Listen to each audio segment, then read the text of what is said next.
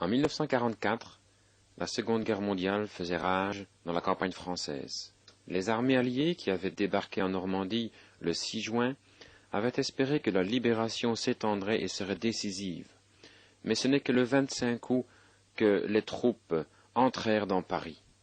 C'était un jour que nombreux pensaient être le jour où la guerre allait prendre fin. Mais environ 3 mois plus tard, nous étions toujours en train de nous diriger vers la ligne Siegfried. J'avais 33 ans, j'étais premier sergent, et j'étais en France depuis le début de la libération. J'étais avec la 4e division blindée, la compagnie A, et le 704e bataillon blindé, qui était une partie de la 3e armée du général Patton. Le 17 novembre, le véhicule dans lequel je me trouvais reçut un projectile direct d'un tank allemand, et mon conducteur et moi-même furent gravement blessés. Je n'ai jamais complètement perdu conscience, mais ils ne savaient pas si j'allais vivre ou pas, parce que je saignais tellement. Ils m'ont mis sur une civière et je pouvais voir que mon bras droit était à peine attaché à mon corps. J'étais également blessé aux 2 jambes, mais je n'appris que plus tard que des nerfs dans mes 2 jambes avaient été atteints. Pendant que je me trouvais là, attendant d'être emmené à un hôpital, une Jeep s'approcha et je pouvais voir qu'elle avait un drapeau avec une croix blanche dessus. C'était un aumônier. Il était un petit homme avec les grades de capitaine sur lui, et il s'agenouilla près de moi et il me dit « Soldat, êtes-vous protestant ?» Je dis « Oui, monsieur », mais en fait, je n'étais rien du tout.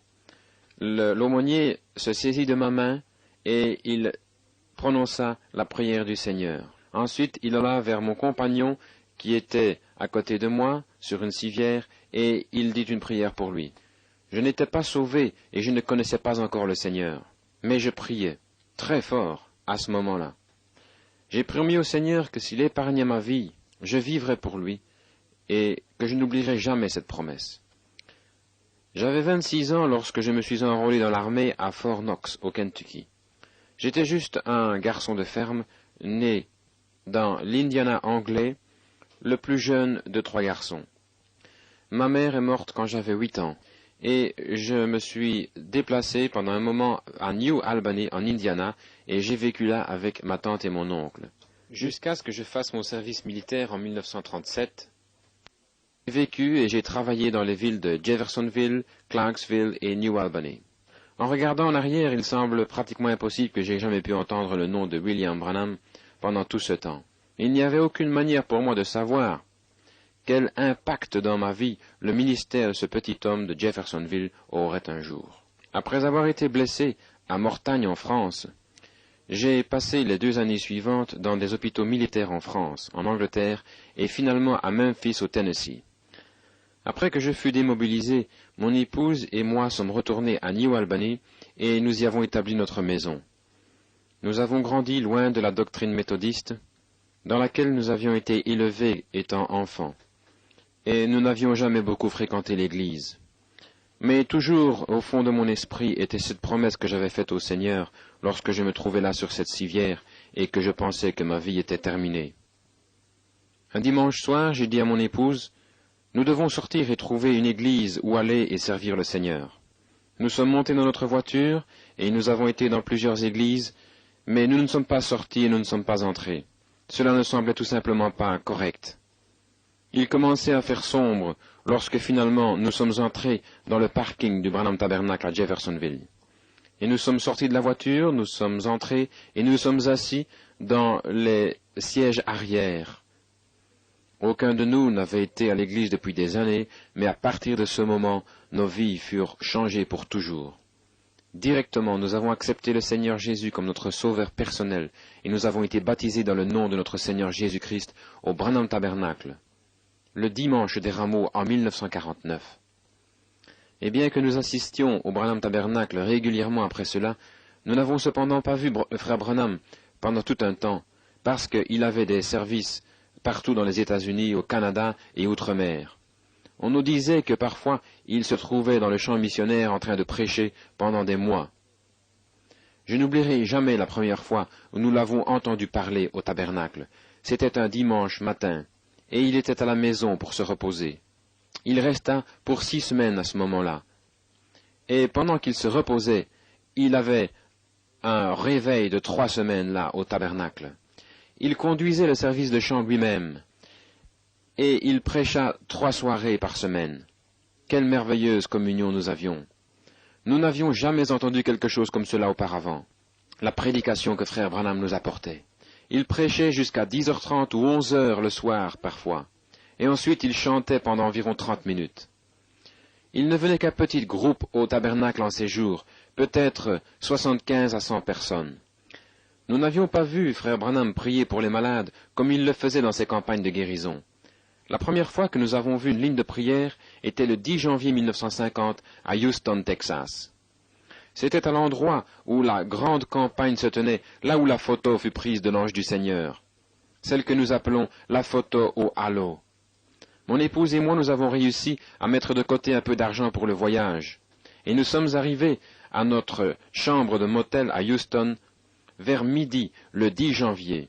Et nous commencions à nous préparer pour nous rendre à l'auditorium, là où le service devait se tenir. Mon épouse, qui était anxieuse d'être dans la ligne de prière ce soir-là, se trouvait en train de regarder par la fenêtre, attendant que je termine de me préparer, et elle me dit « Je souhaite que tu te dépêches, je voudrais arriver là à temps pour avoir une carte de prière. » Le service du premier soir se tenait au Music Hall de Houston, un petit endroit où l'on pouvait mettre 3000 personnes. Et lorsque nous sommes arrivés là, nous avons vu que frère Howard, le frère de frère Branham, était en train de donner des cartes de prière. Mon épouse et moi, nous avons eu des cartes de prière, mais mon numéro ne fut jamais appelé. J'avais emmené mon enregistreur pour enregistrer le service, et je me trouvais à environ 50 pieds de l'estrade. Ce soir-là, mon épouse fut la 3e personne à être appelée dans la ligne de prière, et je n'oublierai jamais lorsqu'elle se présenta devant frère Branham.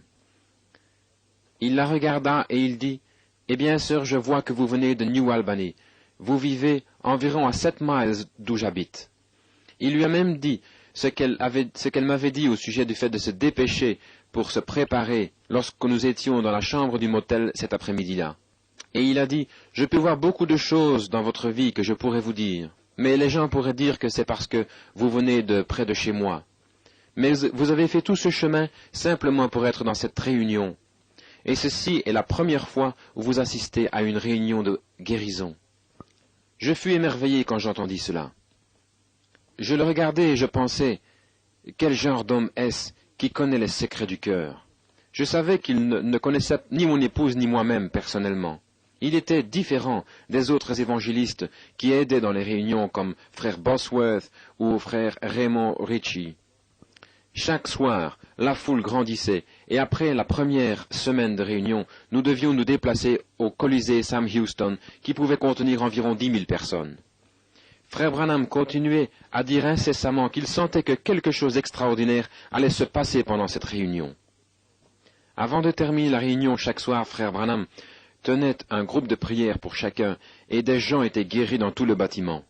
Je me souviens un soir, il y avait un frère espagnol se tenant près de nous, et il avait un petit enfant, aveugle d'environ 3 ans. Pendant la prière, j'entendis du remue-ménage, et je regardai, et je vis que le bébé avait été guéri et que ses yeux étaient ouverts. C'était la plus grande chose que j'ai jamais vue. Les réunions durèrent jusqu'au 24 janvier. Mais nous avons dû retourner à la maison avant la fin des réunions, car nous étions à court d'argent. Peu de temps après, j'étais au tabernacle un dimanche matin, dans la pièce de prière avant la réunion, avec le frère Graham Snelling et quelques-uns des diacres. Et frère Branham entra dans la pièce. Je n'avais vraiment jamais réellement parlé à frère Branham avant, mais il avança vers moi et il dit « Frère Robertson, vous étiez à mes réunions à Houston. » Je dis « Oui, monsieur. » Il dit « Pourquoi ne m'avez-vous pas dit que vous aviez besoin d'un peu d'argent pour rester aux réunions? Je vous aurais donné de l'argent. » Je ne savais que dire. Je ne pense pas que personne savait que nous étions à court d'argent et que nous avions dû quitter les réunions plus tôt. Je savais que je ne l'avais dit à personne. C'était quelque chose que je ne pouvais pas comprendre tout d'abord, qu'ils connaissent les secrets du cœur. Le tabernacle était vraiment petit à cette époque, et je commençais à aider un petit peu dans l'église comme huissier. En ce temps-là, frère Branham n'avait pas un ensemble complet de diacres et d'administrateurs comme il l'eut plus tard.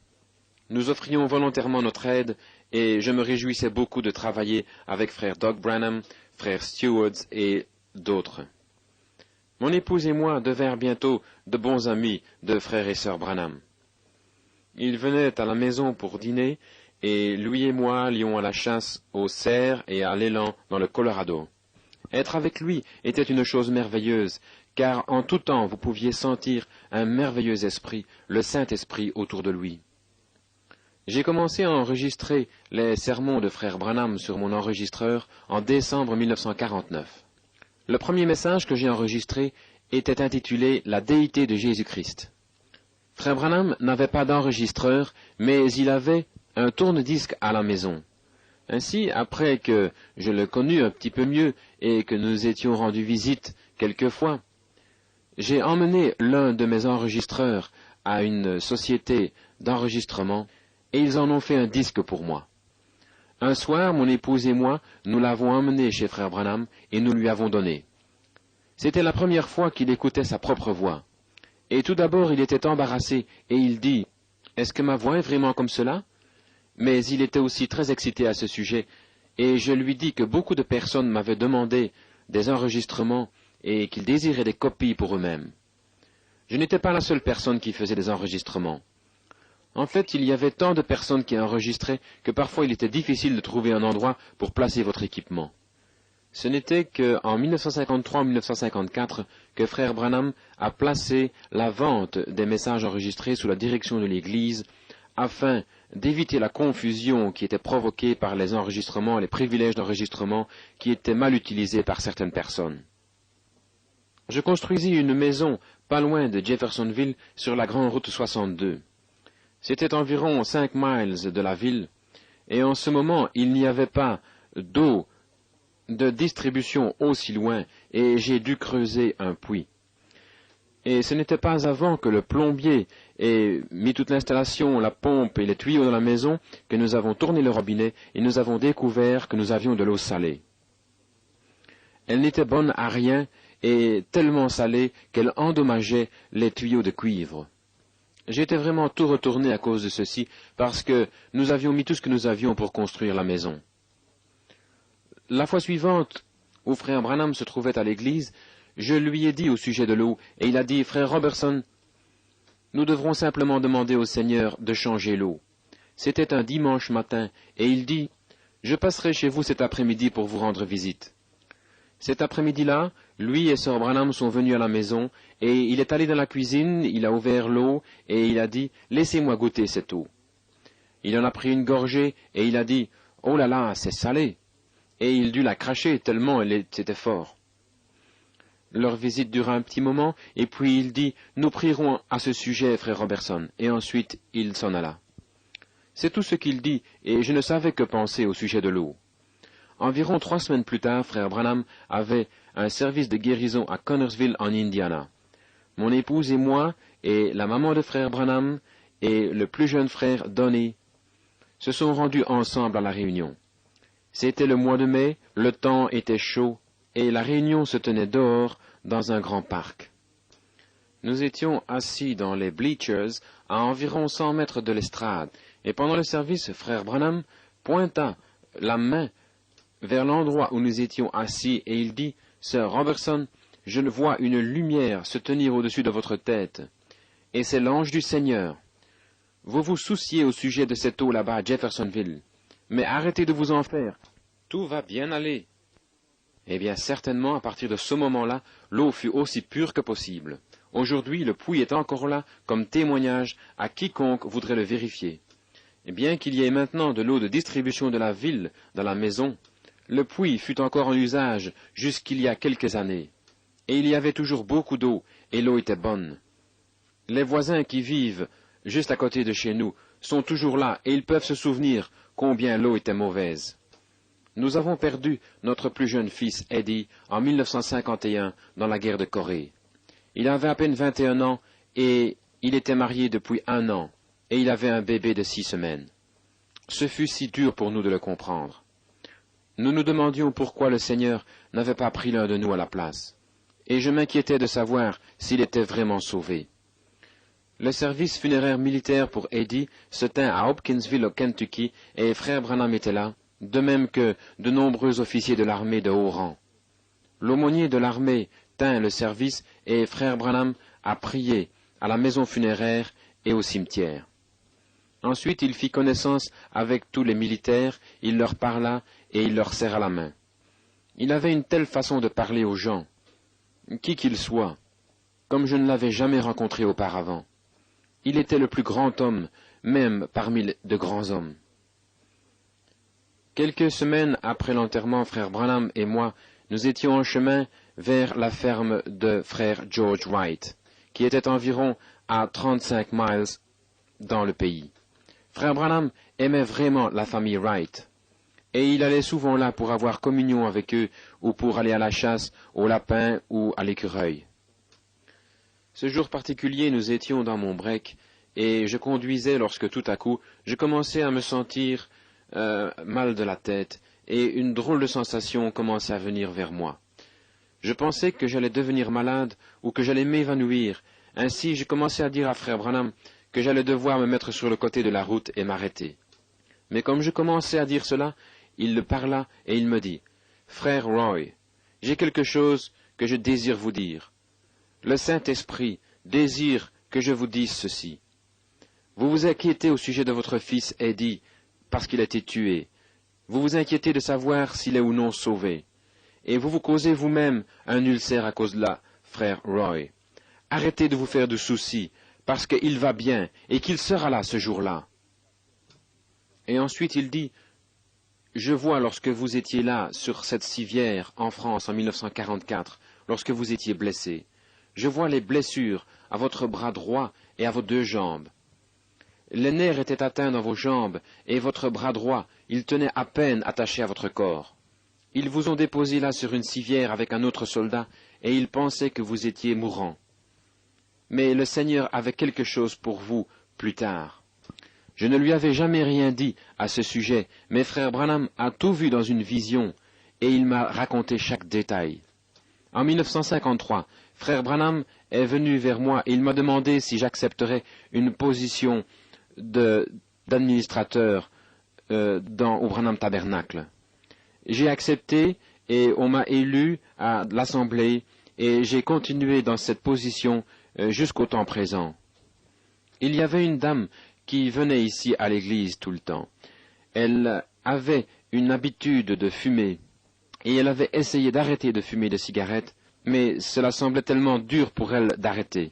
Ensuite, elle tomba malade, et lorsque les docteurs à l'hôpital de New Albany l'examinèrent, ils trouvèrent qu'elle avait un cancer dans les deux poumons. C'était si avancé qu'il n'y avait rien qu'ils puissent faire pour elle, aussi ils la renvoyèrent à la maison pour mourir. Elle avait téléphoné à notre maison et avait demandé si nous pouvions demander à frère Branham de passer et de prier pour elle. Et autant je haïssais de l'ennuyer lorsqu'il essayait de se relaxer pendant un jour ou deux. Un matin, je lui demandai si ça ne lui faisait rien d'aller et de prier pour une sœur qui était malade. Frère Bankswood, frère Branham et moi, nous étions en chemin vers le stand de tir, et il dit, « Je vais vous dire, frère Robertson, nous nous arrêterons là sur le chemin du retour. » Nous étions partis vraiment tôt, ainsi il était environ 10 heures le matin lorsque nous nous sommes arrêtés pour la voir. La sœur était assise sur une chaise dans le living room et son mari était assis avec elle et elle dit, « Frère Branham, j'ai eu un rêve que vous veniez à la maison et que vous priez pour moi. » Il dit, « Oui, sœur, je sais que vous avez eu ce rêve. C'est la raison pour laquelle nous sommes ici et nous allons prier pour vous. » Frère Branham avança vers elle et il la prit par la main. À ce moment-là, lorsqu'il priait pour les malades, il y avait une tache qui apparaissait sur sa main, et il pouvait dire de quelle maladie la personne souffrait.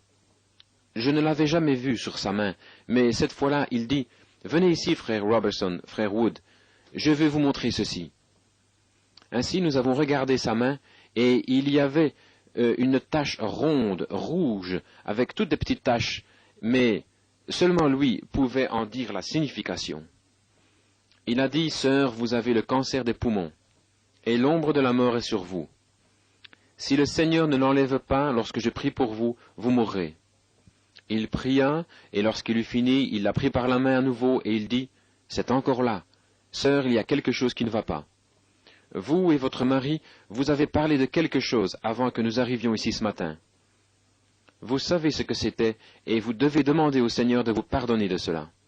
Repentez-vous, et dites que vous ne le ferez plus, parce que ceci est sérieux. Je vais prier pour vous à nouveau, et si cela ne vous quitte pas, vous mourrez. » Elle dit oui, elle comprit, et ensemble, elle et son mari, ils demandèrent au Seigneur de leur pardonner. Ensuite, frère Branham demanda à frère Wood de changer de siège avec moi. J'étais assis sur une chaise et frère Wood était assis sur le divan. Ainsi, nous avons changé de place. Il pria pour la sœur à nouveau, et cette fois-ci, la tache le quitta, et il dit à la sœur qu'elle était guérie. Elle vit encore aujourd'hui en Floride. Certaines personnes peuvent ne pas le comprendre, mais chaque détail doit être selon la vision. Chaque chose doit être en place lorsque il priait pour vous. Un jour, frère Branham, frère Wood et moi, nous étions en chemin vers Wyoming pour aller à la chasse à l'antilope. Nous étions en train de conduire le petit camion Chevrolet de frère Branham, et sur l'un des côtés du camion, il était peint les mots « Campagne de William Branham », et de l'autre côté était une image de Jésus et les mots « Je reviens ». En ces jours-là, les stations-service étaient assez éloignées les unes des autres, et nous étions quelque part profondément dans le Kansas, lorsque frère Branham dit « Je pense que nous ferions mieux de nous arrêter à cette station, le Seigneur désire que je m'arrête. » Nous nous sommes arrêtés à cette petite station qui était assez éloignée de la route. Il y avait 2 pompes à essence devant, et les gens vivaient à l'arrière de la station. Un gars sortit de la station et commença à remplir le réservoir, et derrière lui vient une dame. Elle s'avança vers frère Branham, qui était habillé dans ses vieux vêtements de chasse, et elle demanda, « Êtes-vous frère Branham ?» Il dit, « Oui, madame, je suis frère Branham. » Elle dit, « J'étais dans une de vos réunions, il y a un certain temps, et j'ai eu un rêve comme quoi vous viendriez. Nous avons une petite fille là à l'arrière qui est vraiment malade. Voudriez-vous venir et prier pour elle ?» Il dit, « Sœur, je le ferai certainement. » Il dit à frère Wood et à moi-même de rester dans le camion, ce qui était inhabituel parce que normalement nous sortions avec lui. Il était parti d'environ 15 minutes et ensuite il revint et il dit, « Le Seigneur est bon. Il m'a montré une vision et le petit enfant est guéri. » L'année 1955 marqua le commencement des enquêtes sur les revenus qui allaient durer pendant 5 ans. C'était la chose la plus stressante où j'ai jamais vu frère Branham devoir passer, et cela l'a blessé plus que ce que je connaisse. Et même si l'affaire s'est terminée en payant une portion de l'argent à l'IRS, c'était tout simplement parce qu'il était fatigué de combattre avec eux. Et cela l'avait emmené si loin que cela affectait son ministère. Il ne pouvait trouver aucun mauvais agissement, et même après toutes ces années d'enquête, ils ne purent trouver aucune accusation contre lui. Je fus appelé à témoigner devant le comité d'enquête à de nombreuses occasions, et je fus présent en d'autres occasions où frère Branham était interrogé. Je suis un soldat, et parfois lorsqu'il voulait l'accuser ou essayer de lui faire honte et de le discréditer, j'aurais voulu combattre toute cette bande d'avocats qui étaient assis là, de l'autre côté de la table. Mais jamais une fois je n'ai entendu frère Branham élever la voix. Et même très rarement il parlait de lui-même. Mais lorsqu'il parlait, c'était avec une telle sincérité et simplicité que cela semblait pratiquement effrayer ses accusateurs. Il savait qu'il n'aurait pas une chance si son cas était présenté devant un jury, ainsi il continuait simplement leur harassement jusqu'à ce qu'ils l'épuisent. Je pense que l'un des plus proches amis que frère Branham ait jamais eu était frère Bankswood. Il était également son voisin et un menuisier de formation. Quelque chose que pas beaucoup de personnes savent est que parfois frère Branham allait avec frère Wood et l'aidait dans quelque travail qui lui arrivait de faire. Je me souviens une fois où j'allais vendre une maison dans laquelle je vivais. J'avais trouvé un garage en briques que j'avais construit derrière la maison, et ce garage était trop près de la ligne de la propriété de 3 pieds, environ 1 mètre. Avant que je puisse vendre la maison, le garage devait être soit déplacé ou démoli. J'ai contacté une société spécialisée dans le déménagement des maisons, et lorsqu'ils ont regardé le garage, ils ont dit que, à cause de la façon dont il était construit, il n'y avait aucun moyen de le déplacer sans qu'il tombe en morceaux. Ainsi, j'ai appelé frère Wood pour voir ce qu'il pensait de la situation. Il a dit, « Frère Robertson, je vais essayer de le déplacer.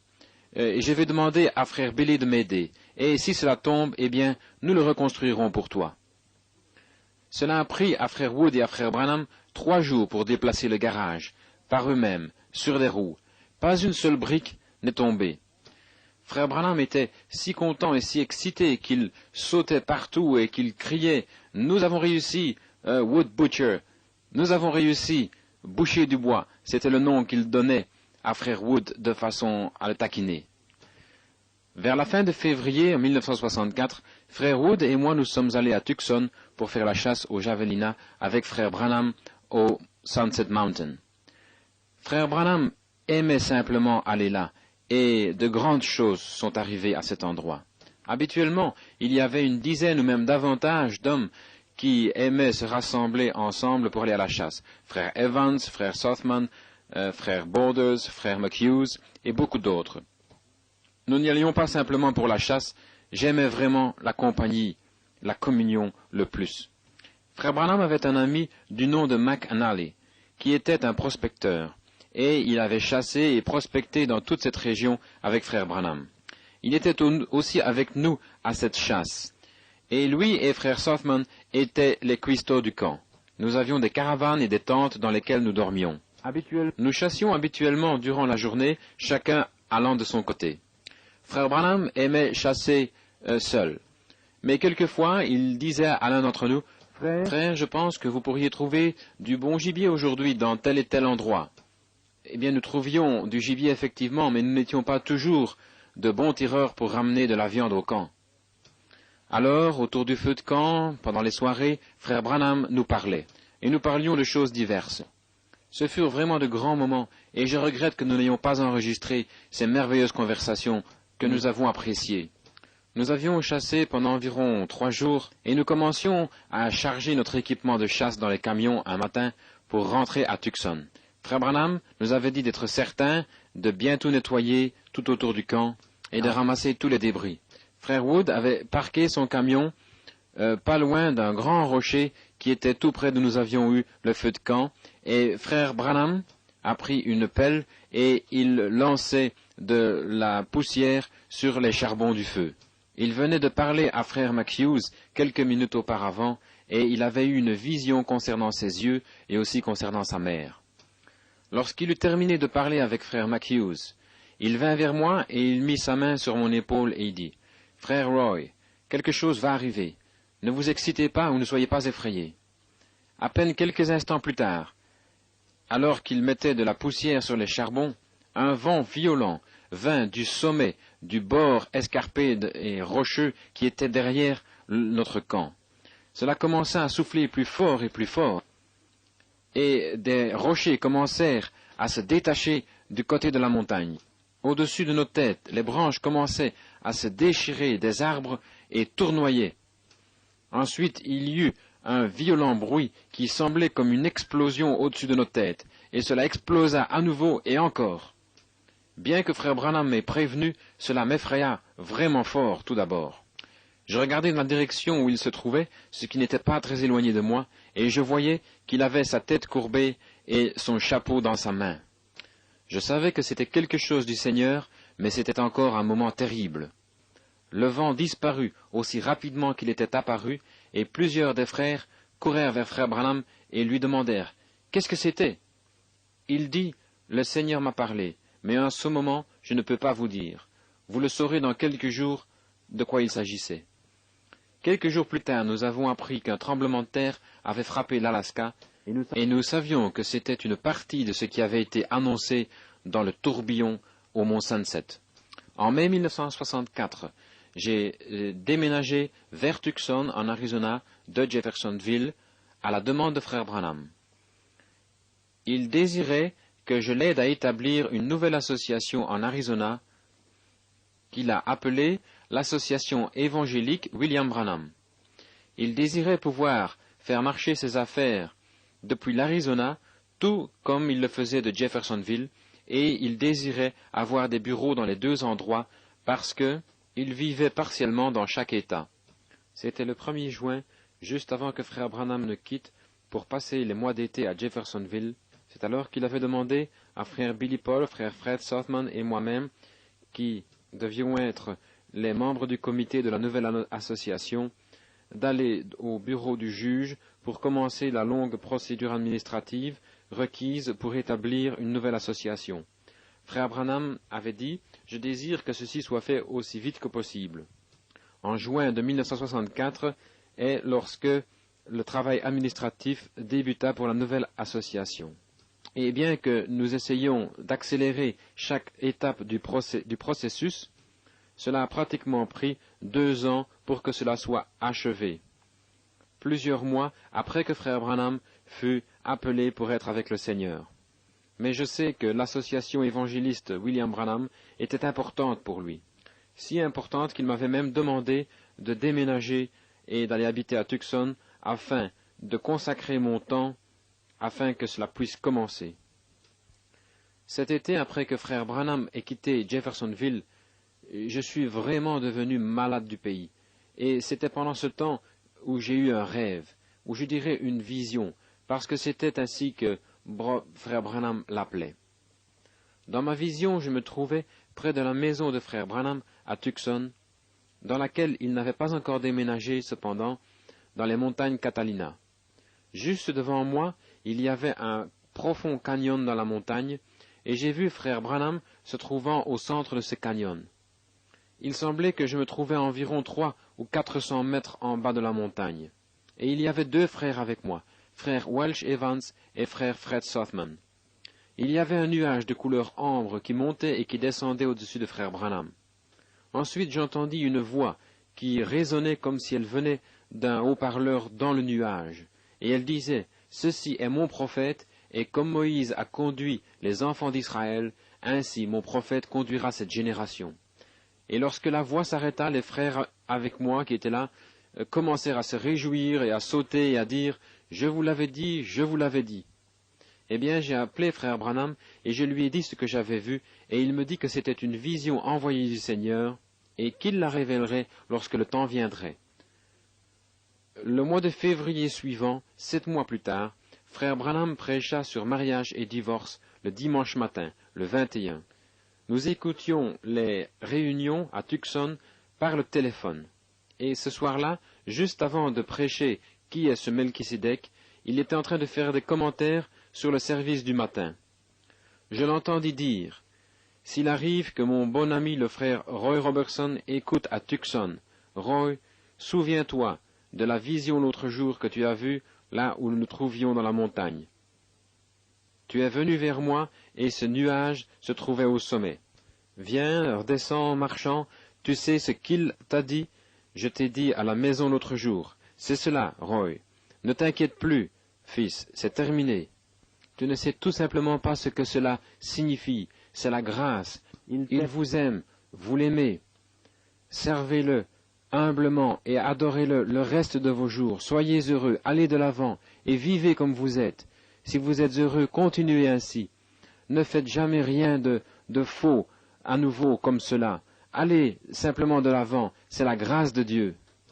Le 19 mai 1965, c'était le 10e anniversaire de Joseph, le fils de frère Branham. Et frère Branham l'avait emmené, ainsi que d'autres frères et moi-même, au mont Sunset pour la journée. J'avais pris un petit appareil photo, un Browning, et lorsque nous sommes arrivés là, j'ai vu que quelques-uns des frères avaient des caméras plus nouvelles et meilleures. Je les ai laissés prendre les photos. Frère Branham commença à relater certaines des choses qui s'étaient passées à cet endroit, disant à Joseph où les différentes choses s'étaient produites. Et comme il faisait ainsi, les frères prenaient des photos. Ensuite, il se tourna vers moi et il dit, « Frère Roy, voudriez-vous me prendre en photo me tenant sur ce rocher-là » J'ai dit, « Bien sûr, frère Branham », et j'ai sorti mon petit appareil photo et j'ai commencé à prendre des photos. J'en ai pris une de lui se tenant seul sur le rocher. Ensuite il demanda à Joseph de venir sur le rocher avec lui. Et j'en ai pris une où ils étaient tous les deux ensemble. En tout, j'ai pris 12 photos ce jour-là, et frère Branham m'a dit, « Dès que tu les auras développées, je désire les voir. » Plusieurs jours plus tard, lorsque le film fut développé, je l'ai montré à mon épouse, et avec un peu de désappointement, elle a dit, « Il doit y avoir quelque chose qui ne va pas avec mon appareil photo, parce que ces photos, elles sont toutes tachées de couleur. » Notre appartement était juste en bas de la rue, là où frère Branham vivait. Et j'ai marché jusqu'à sa maison pour lui montrer les photos. Lorsque je lui eus dit ce que j'avais en main, il appela sœur Branham et il commença à lui montrer les photos. Et il dit, « Regarde, ici c'est ce dont je t'ai parlé. Voici l'ange du Seigneur que tu vois sur ce rocher. » Dans les mois qui suivirent, j'ai pu aller à la chasse avec frère Branham et quelques autres frères quelquefois. Nous allions à la chasse à la dinde et aux écureuils, et en automne nous sommes allés chasser le cerf dans les forêts Kaibab au nord de l'Arizona. Nous avons une grande communion lors de ces voyages de chasse. Et frère Branham nous racontait beaucoup des choses que le Seigneur lui avait montrées. Il nous parla des expériences dans le Sabino Canyon avec l'aigle blanc et le petit écureuil. Il disait souvent, « Ne laissez pas ces choses devenir communes à vous, frères, parce que ces choses qui sont arrivées sont beaucoup plus sérieuses que vous ne le réalisez. » Et ensuite est venu le temps, en décembre, où frère Branham allait quitter pour retourner à Jeffersonville pour Noël. Le vendredi soir, avant qu'il ne parte le samedi matin, il m'appela et me demanda d'annuler certains des rendez-vous qu'il avait pour la semaine suivante à Tucson. La famille quitta tôt samedi matin, et pendant toute cette journée, je ne pouvais avoir mon esprit à ce que je faisais. Le temps commençait à devenir mauvais, et frère Branham n'était pas décidé au moment où il partait quelle route il allait prendre. Ensuite, à 7h30 ce soir-là, j'eus un appel de frère Billy Paul, et il me dit qu'il y avait eu un accident, un grave accident. Il me demanda d'appeler tous les frères et de prier, et qu'il me rappellerait dès que possible, dès qu'il en saurait plus. J'ai appelé autant de frères que je pouvais, et nous avons tous commencé à prier. Environ 45 minutes plus tard, frère Billy Paul me rappela. Il me parla de la gravité des blessures de chacun, et me dit que la sœur Branham avait été emmenée ainsi que Sarah à l'hôpital à Amarillo, et dès qu'ils pouvaient, ils emmèneraient également frère Branham. Plusieurs frères quittèrent immédiatement pour Amarillo, mais je suis resté à Tucson au cas où il serait nécessaire que quelque chose soit fait là. J'étais dans une terrible condition. Je sentais que je ne pouvais pas prier. J'étais assis dans notre remorque pratiquement tout le temps. Je ne pouvais comprendre rien de ce qui se passait. Une nuit, j'étais couché sur mon lit, et tout à coup, la pièce s'éclaira, et je vis frère Branham marcher à côté de mon lit. Il avait son chapeau, et sa Bible était sous son bras. Il s'approcha de moi, et il me prit par la main, et il dit, « Ne crains pas, frère Robertson, je te rencontrerai au mont Sion. » Lorsque je revins à moi-même, d'une façon ou d'une autre, je pouvais comprendre dans mon cœur que c'était tout le but du Seigneur, et qu'il ne s'agissait pas pour moi de raisonner. Un jour, frère Branham m'a demandé, « Frère Robertson, sais-tu réellement qui était Moïse ?» Lorsqu'il parlait ainsi, je devais dire, « Non, je ne sais pas. » Il a dit, il était Dieu pour ses enfants d'Israël, et il pouvait appeler à l'existence des mouches et des choses, comme des écureuils. Et lorsqu'il a dit écureuil, alors je savais qu'il était notre Moïse. Il était Dieu pour le peuple de cette génération, le même que Moïse l'était pour ses enfants d'Israël. J'ai confiance que ces choses que nous avons vues arriver et les choses que nous avons entendues parler par le prophète à cette génération ne deviendront jamais communes à aucun d'entre nous. Je crois sincèrement que chaque parole et chaque événement est beaucoup plus sérieux que nous ne pourrions jamais le réaliser.